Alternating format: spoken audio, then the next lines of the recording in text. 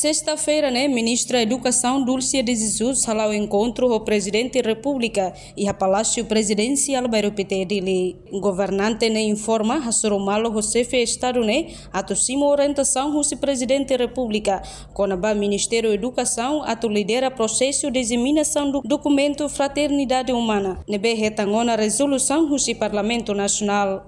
No Ministério da Educação garante processo de examinação do documento Fraternidade Humana. Nebe assina ona husi amo papa atobele hatama iha currículo educação nian nebe dadau halo hela revisão ba currículo terceiro ciclo.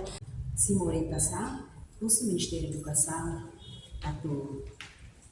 lidera processo o carro processo disseminação documento Fraternidade Humana nebe makana reta uma resolução do Parlamento coordenei o Ministério da Educação Simo assume responsabilidade toma atu garante cada documento Fraternidade Humana nebe makana assina ona husi grande imam namos kamu papa documento atu bele hatama iha currículo e Ministério da Educação nebe makorshe a minha fase halo revisão do currículo terceiro ciclo e nós Ministério da Educação se hatama mos matéria dane iha a formação dos professores.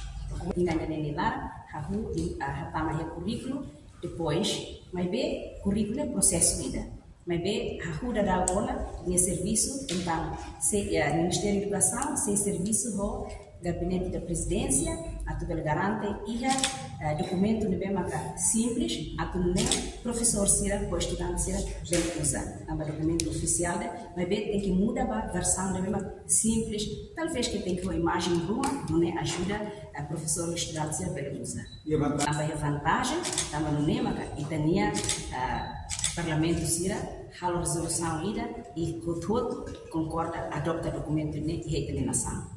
Reportagem Sabina Sansa, Televisão Timor-Leste. Janela informação ba emohoto.